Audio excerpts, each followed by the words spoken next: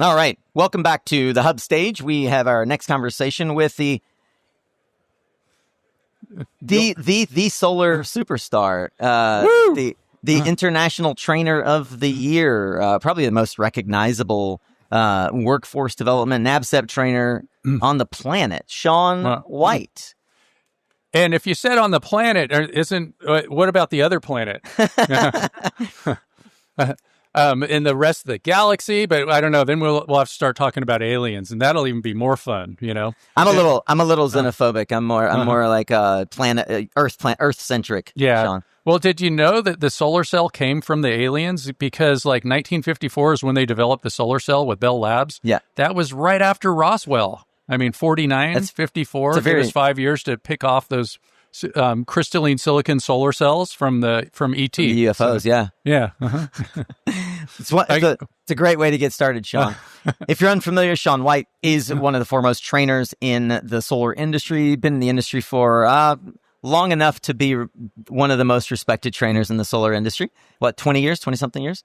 I'll just take whatever you say and just agree with it. Yeah, perfect. It sounds like a good idea. I know that as long as I've been in since 2006, I feel like I've known of Shaun and Bill Brooks, one of your good friends, who will be coming up to join you in a little while on the Shaun White Show. But Shaun and I thought it would be fun to talk a bit about some of the what we find is a critically important aspect of this industry that is often overlooked by installers, developers, and businesses broadly. One of the companies that you're going to have coming up in just a minute, Signature Solar, in fact, has standardized around not just believing that you need NABCEP certification, but incentivizing NABCEP certification. So, Shaun, I'd like to invite you for guests who are unfamiliar. What is NABCEP and why fundamentally is NABCEP important for our industry? So NABCEP is the North American Board of Certified Energy Practitioners. They do have a booth over there that's near the Solar Games where they're doing solar installing competition. And they have all these different tests you could take. It's so fun to take tests, especially when you pass them. They're all 70-question tests, A, B, C, and D answers. And the first easiest one to take is the NABCEP PV Associate exam. And that's the kind of an exam where most people, if they put the effort into it, they could start studying and they could pass that exam in a week or two. I've had people in alcohol treatment centers come in on a Monday and on a Friday pass the exam. Wow. And then once you get that NABCEP PV Associate, then there's all these other certifications that you can get. A lot of them require experience and taking an OSHA class and things like that. And the other certifications, like I'll start talking about them. But did you know that there's more letters that you can get after your name from NABCEP than there are in the alphabet? No, so it's like, I didn't know that, Shaun. Yeah. But I wonder, a lot of folks know that NABCEP exists, know that you can get certified in various different ways. Workforce development is obviously a big talking point through the last 4 years in the prior administration. But in the current administration, why would NABCEP be an important consideration for a company that wants to stand out or for an individual that wants to be in this industry? Yeah. Yeah. So I know there's a lot of people that are like kind of freaking out. You get a change in the administration of the United States government and all that kind of stuff. And people freak out. There's some people that are freaking out right now. But one of the things that I've noticed is when there is uncertainty, the best thing to do is to improve yourself. Yeah. Like you want to keep your job, you want to be valuable, you want your company to succeed, you need to set yourself apart. And getting that NABCEP certification will make your company, your people, and make everybody more resilient and be able to survive things like this. I mean, they do call this industry the solar coaster, and it happens. And it's not all about the United States, too. There's a big industry. We might be maybe, 10% of the world solar industry might be in the United States. Last time I heard it was something around there. Could be a little bit different. And so it just makes you more resilient. I mean, it's not just the whole country of the United States, but it's just like one place to the next. There's one state that's going up, another state that's going down. And so the best way to make yourself resilient is to go out there and get that education and to get that degree or to get that NABCEP certification, which is a lot easier to get than a degree. And it makes you like ready to survive whatever comes forward. Yeah, not that we are headed into a recession, but it does make you a bit more recession proof, right? Mm-hmm. And I think that one of the other pieces is that in a world where companies, and let's be honest, if you've been paying attention, this is happening more often than we'd like, where companies are deciding who goes and who stays.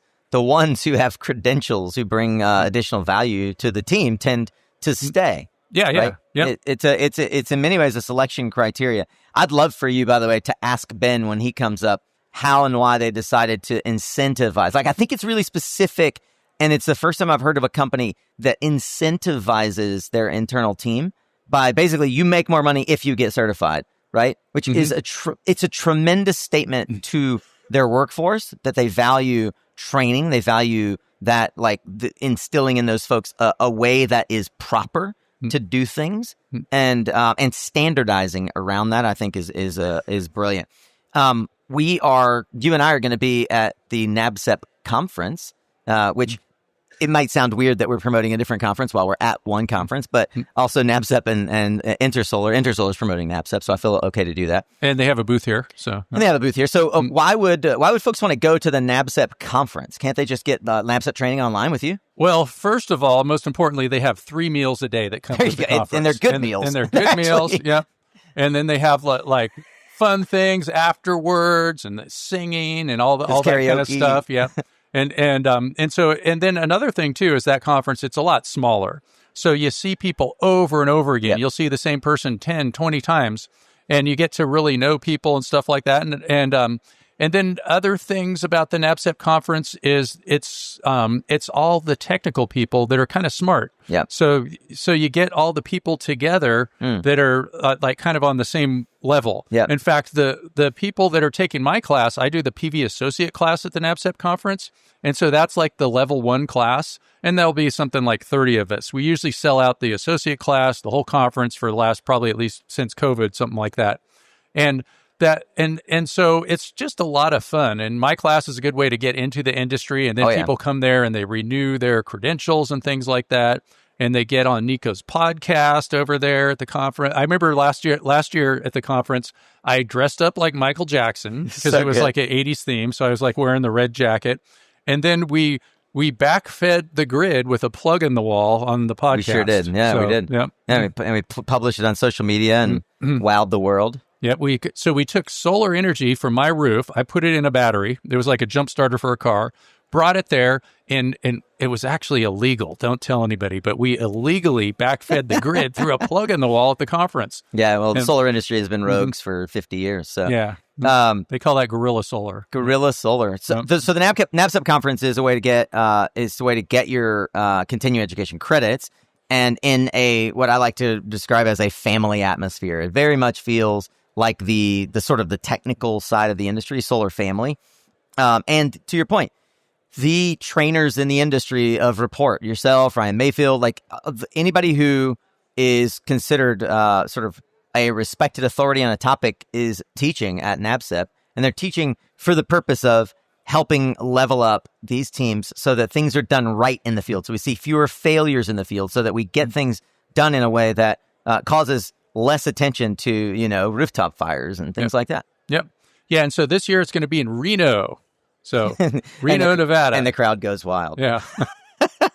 Reno. Well, I'll be going to Tahoe right before we go to Reno. Yeah. I wonder what else is on your radar from an events perspective. Like, where else do you find that attention is gathering for the year? I like to go to a lot of different conferences, and I do workshops at a lot of conferences. And so, of course, there's this conference. I did a workshop with Bill Brooks on the National Electrical Code, Building and Fire Codes. And then we do also that one at the big RE Plus, and then some of the regional RE Pluses. And then I'm also on the award jury. Maybe I shouldn't say that for another conference. Let's just say, and I'm going to InterSolar in Munich. Yeah. And so that's going to be a lot of fun over there. Yeah. And it's kind of related to this one, and it used to be a little bit closer related, and then I think there was some kind of adoption that happened. And that one's a lot of fun. It's a real big conference. Like 300,000 people. It's giant. Wow. Yeah.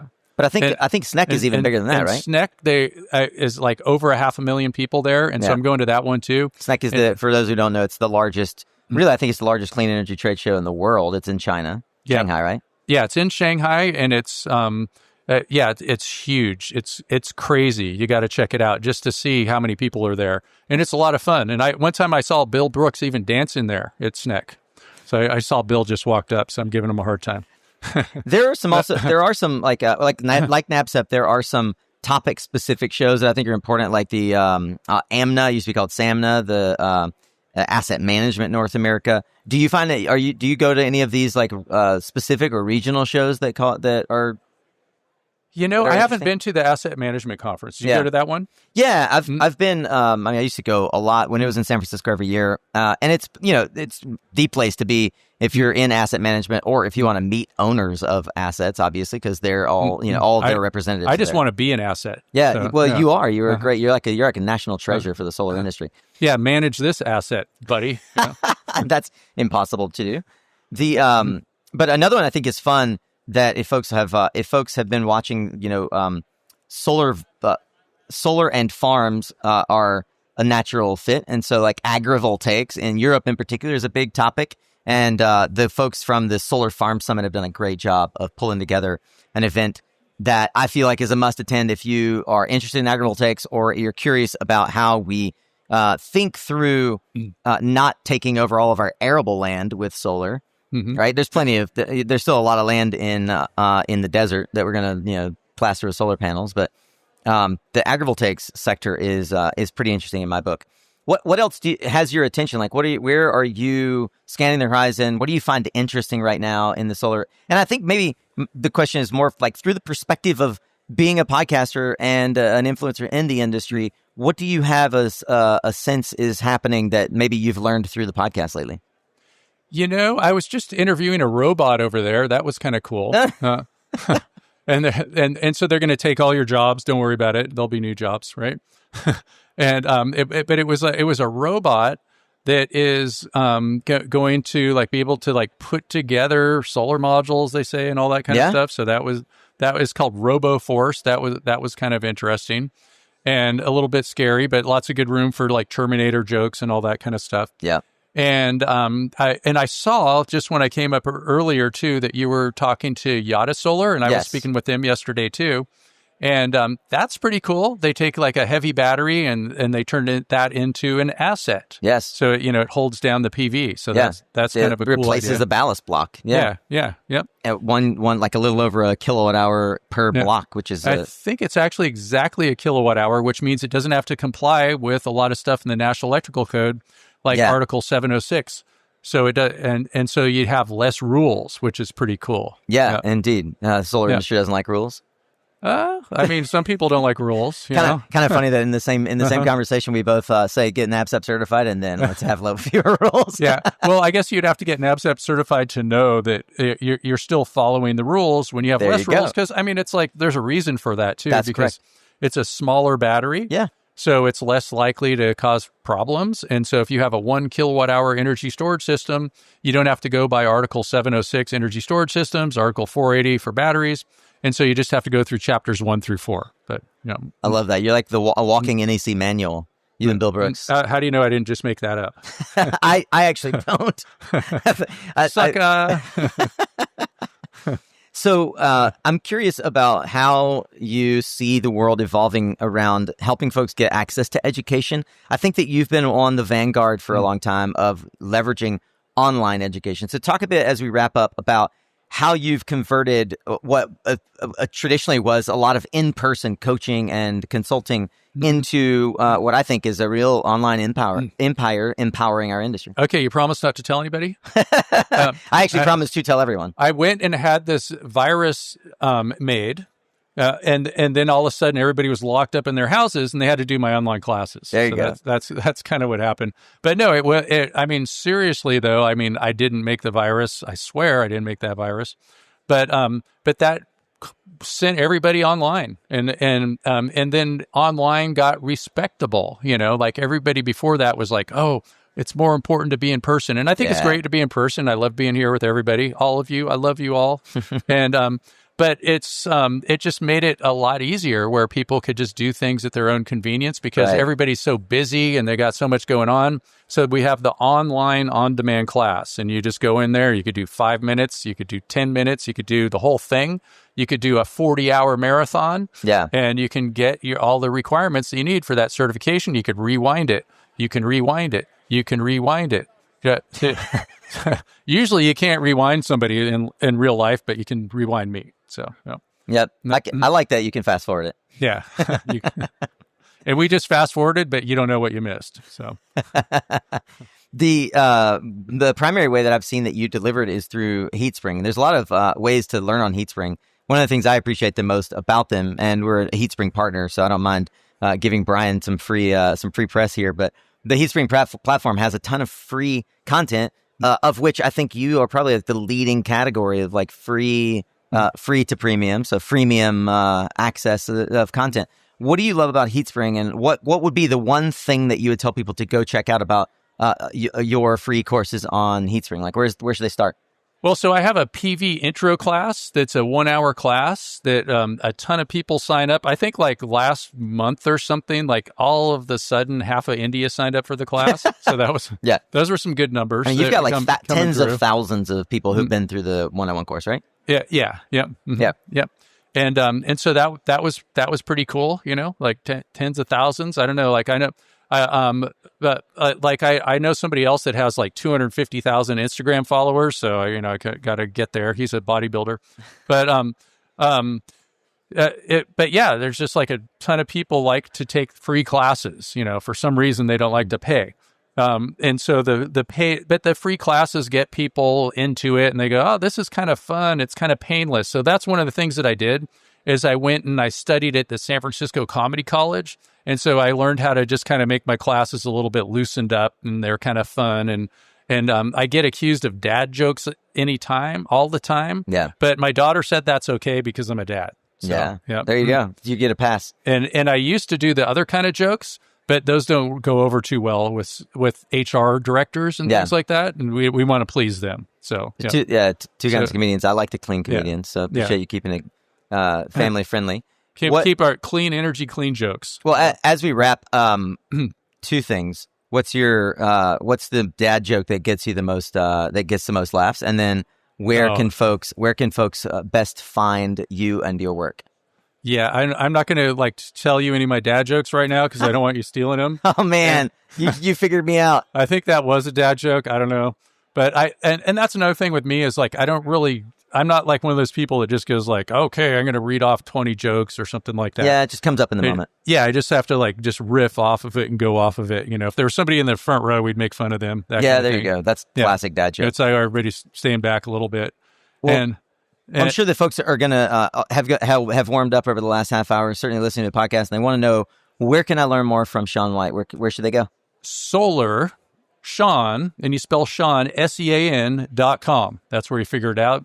You can put a / there. You can see the podcast, which is how you got here right now. Yeah, absolutely. Thank you for being here in person with us, the one and only Solar Shaun White. We're going to broadcast this, of course, on the Suncast podcast, which hopefully you all are subscribed to. But I would encourage you, if you have not yet, to subscribe to Shaun's podcast. Is it the Shaun White podcast? Is that what it's called? Yeah, it's the Shaun White podcast, but you don't get a subscription, you get a prescription. And we're trying to make it as addictive as possible.